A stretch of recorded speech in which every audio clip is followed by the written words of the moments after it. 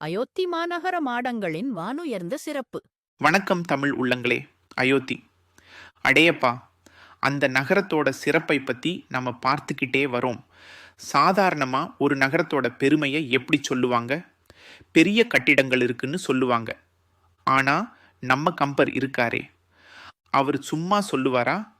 ஒரு சின்ன விஷயத்தில் அந்த நகரத்தோட உயரத்தையும் பெருமையையும் எப்படி சொல்கிறார் பாருங்க. போன பாட்டில் மக்கள் எப்படி சந்தோஷமா இருந்தாங்கன்னு பார்த்தோம். இப்போ அந்த நகரமே எப்படி இருக்குன்னு சொல்றார். அதுலேயும் கொடிகளை பற்றி பேசுறார். கட்டிடங்கள் மேலே ஆடுற கொடிகள், அதில் அப்படி என்ன விசேஷம்? நானாவிதமா நளிமாதிர வீதி ஓடி மீன் நாறு வேலை புனல் வெண்முகில் உண்ணுமாபோல் ஆனாத மாடத்திடை ஆடு கொடிகள் மீப்போய் வானாறு நன்னி புனல் வற்றிட நக்கும் மன்னோ. வாங்க, இந்த பாட்டுல கம்பர் வார்த்த ஜாலம் என்னன்னு பார்ப்போம். ஆனாத மாடத்திடை ஆடு கொடிகள் மீப்போய். அயோத்தியில் இருக்கிற மாடங்கள், அதாவது கட்டிடங்கள். ஆனாத அப்படின்னா கணக்கில்லாத, குறைவில்லாதன்னு அர்த்தம். அவ்வளவு பெரிய, அவ்வளவு அதிகமான கட்டிடங்கள். அந்த கட்டிடங்கள் மேலே ஆடுற கொடிகள், அதுதான் ஆடு கொடிகள். இந்த கொடிகள் மீப்போய் அப்படின்னா ரொம்ப மேலே போய். நானா விதமா நளிமாதிர வீதி ஓடி. எப்படி போகுதாம்? நானா விதமானா பல விதமா, திசைகள் எல்லாம். நளிமாதிர வீதின்னா பறந்து விரிஞ்ச வான வீதியில். அந்த வானத்தில் அந்த கொடிகள் ஓடி. சும்மா காத்துல ஆடலை, ஓடுதாம். எவ்வளவு வேகமும் பரவலும் இருந்தா ஓடுதுன்னு சொல்வார் கம்பர். அந்த அளவுக்கு பறந்து விரிஞ்சு பறக்குதுன்னு அர்த்தம்.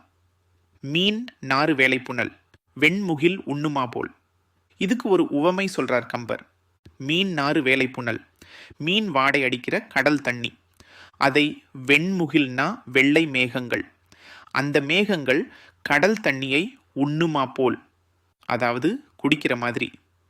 மேகங்கள் எப்படி கடல்ல இருக்கிற தண்ணியை உறிஞ்சி எடுத்துட்டு போகுமோ அதே மாதிரி. வான் ஆறு நன்னி புனல் வற்றிட நக்கும் மன்னோ. அந்த கொடிகள் வான் ஆறு நன்னி, வானத்தில் ஓடுற ஆறான ஆகாய கங்கையை நன்னி அப்படின்னா நெருங்கி போய் அதை அடைஞ்சு, அந்த ஆகாய கங்கையோட புனல் வற்றிட, தண்ணியெல்லாம் வத்தி போகிற மாதிரி நக்கும் மன்னோ. நக்கும்னா நக்கிறதுன்னு அர்த்தம். இங்கே உறிஞ்சறது, எடுத்துக்கிறதுன்னு பொருள்.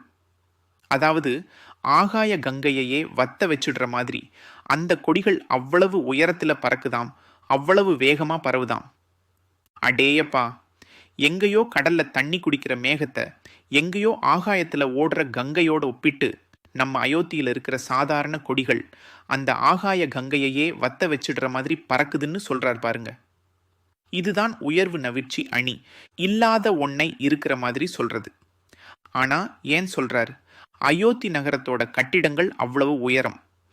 அந்த கட்டிடங்கள்ல கட்டுன கொடிகள் அவ்வளவு மேலே போய் பறக்குதுன்னு அந்த உயரத்தோட பிரம்மாண்டத்தை, நகரத்தோட பெருமையை சொல்றாரு. கொடிகளை ஓடுதுன்னு சொல்றாரு, தண்ணிய நக்குதுன்னு சொல்றாரு. வார்த்தைகள்ல எவ்வளவு உயிர்! ஒரு சின்ன கொடியை பிடிச்சுக்கிட்டு வானத்தோட உயரத்தையும் ஆகாய கங்கையோட தூய்மையையும் கடல் தண்ணியோட பரவலையும் ஒப்பிட்டு தன் நகரத்தோட பிரம்மாண்டத்தை நிறுத்துறார் கம்பர். இதுதான் கம்பரோட கவித்திறன். என்ன ஒரு அற்புத பாடல்!